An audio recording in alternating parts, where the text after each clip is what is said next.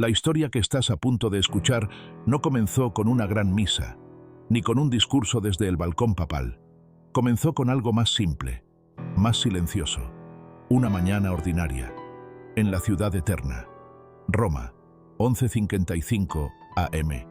El sol acariciaba las cúpulas del Vaticano con esa luz dorada que parece pintada por ángeles. Los turistas comenzaban a llenar la plaza de San Pedro. Los sacerdotes caminaban entre los muros del Borgo Pío. Los periodistas vaticanos, los más experimentados del mundo, terminaban su segundo café del día, revisando informes rutinarios. Todo parecía igual. Pero a veces, lo más extraordinario comienza con lo más cotidiano. Y en cuestión de segundos, la historia dio un giro que nadie, ni los más informados dentro del Vaticano, esperaba.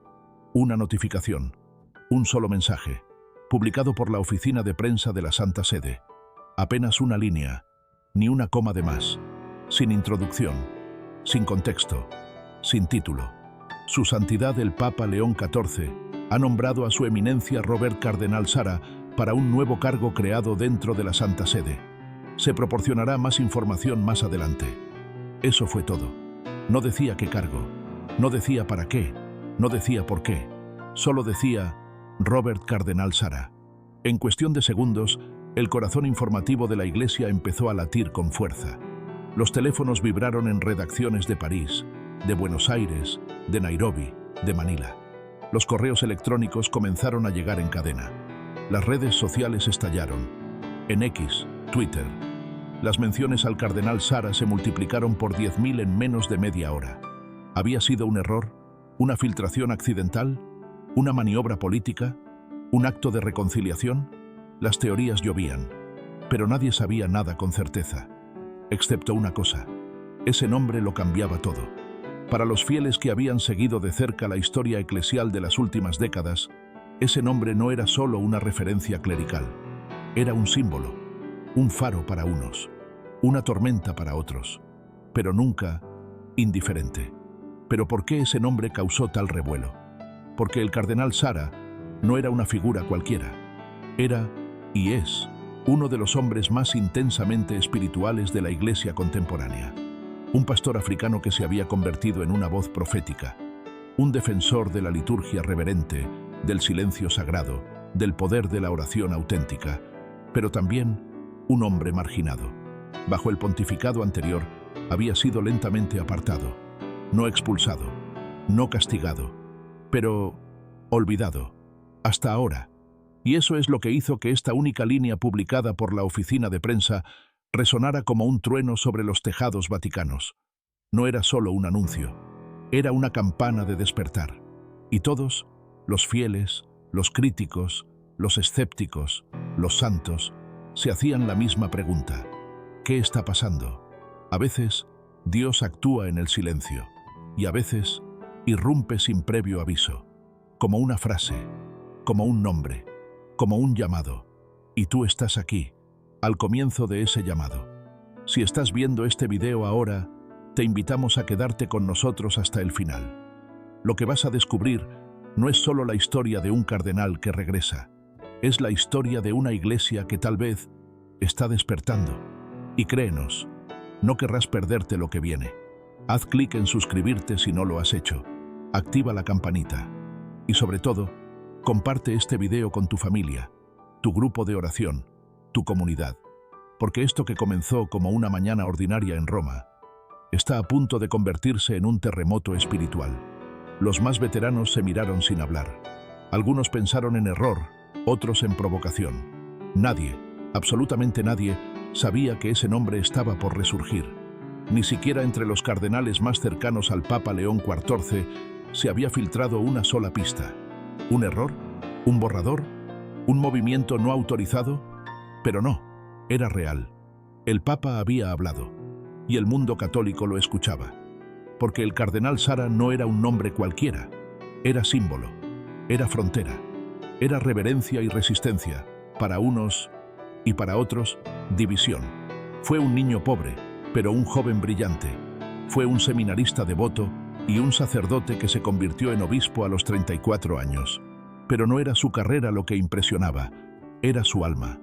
Sara es un hombre que reza por horas, que llora ante el Santísimo, que guarda silencio donde otros gritan. Un hombre que alguna vez dijo: la Iglesia debe estar de rodillas ante Dios antes de poder estar de pie ante el mundo. Su defensa de la liturgia tradicional, su amor por la misa ad orientem, su pasión por la belleza sagrada, lo hicieron amado por millones y criticado por otros tantos, porque Sara no buscaba popularidad, buscaba fidelidad, no por escándalos, no por desobediencia, simplemente fue desplazado. Como prefecto de la Congregación para el Culto Divino, Sara defendía la sacralidad de la liturgia.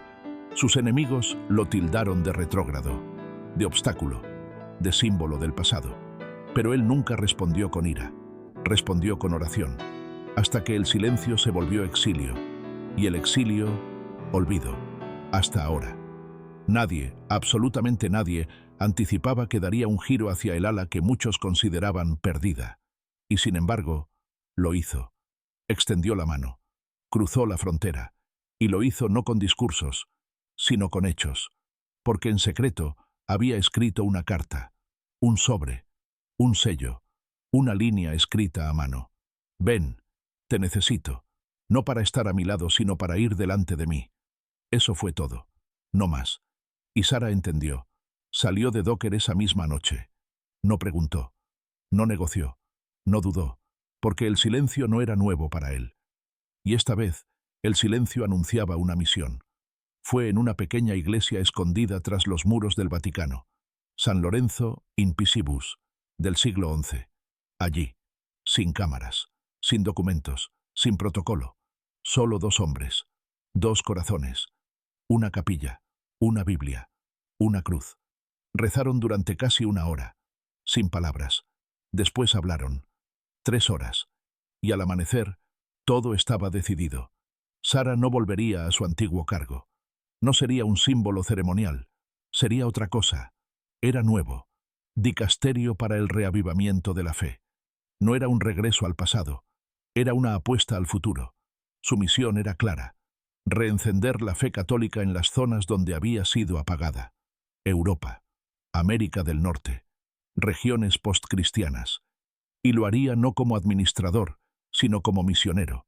El templo estaba lleno, fieles desbordando hacia la calle, curiosos, jóvenes, escépticos, y también creyentes rotos por el desarraigo. Sara subió al ambón y habló. Era clara. La verdad no es una espada, es una luz, y esta luz no puede ocultarse por temor a incomodar a los que aman las tinieblas. Desafió a los sacerdotes a abandonar el lenguaje ambiguo.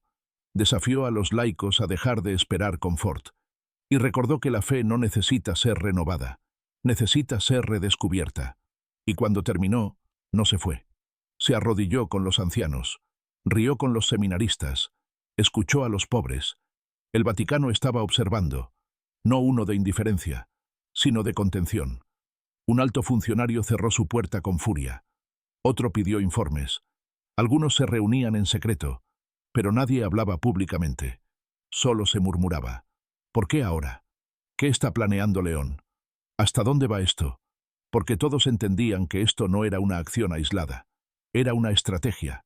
Era una sacudida. Y reconstruir no significa complacer. Significa confrontar. Por eso no eligió a un diplomático. Eligió a un hombre que incomoda. A un hombre con cicatrices. A un testigo. León no buscaba aplausos. Buscaba avivamiento. La prensa secular intentó simplificarlo. El Papa conservador elige a un obispo aún más conservador. Pero se equivocaban. No se trataba de ideología. Se trataba de misión. En Berlín, Sara no habló del latín ni del incienso.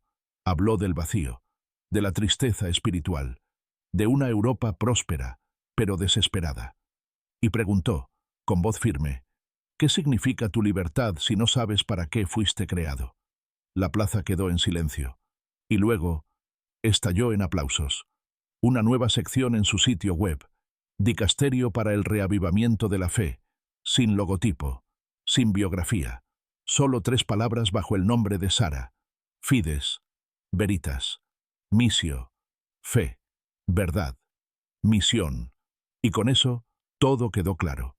Esto no era simbólico, era una revolución espiritual.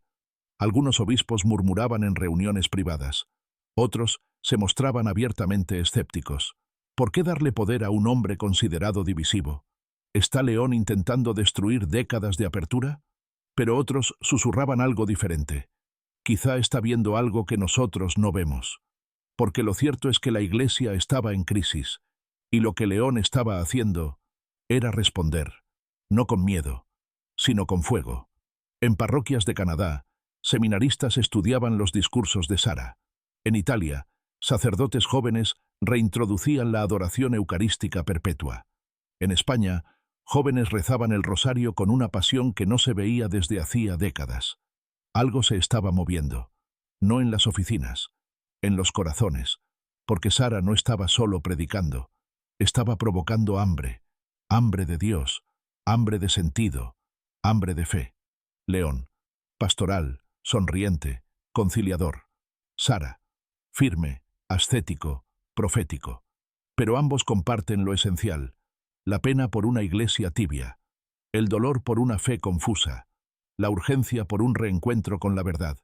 León lo sabía, Sara lo vivía, y por eso se necesitaban mutuamente. No para coincidir, sino para complementarse. En cada ciudad que visita, no solo da discursos, escucha, se arrodilla, comparte, y por eso conmueve, porque no parece una figura distante, parece un padre, un profeta, un pastor de almas. El mundo comienza a llamarlo el cardenal del despertar, y la Iglesia vuelve a mirar con esperanza. ¿Habrá más divisiones? ¿Habrá una contrarreforma silenciosa? ¿Se consolidará este dicasterio como el eje del nuevo pontificado? Nadie lo sabe. Pero algo es claro, la Iglesia ya no es la misma. Los jóvenes ya no son los mismos. El mensaje de Sara ha comenzado a calar, porque al final no se trata de política eclesial, se trata de alma, pero sus acciones hablan.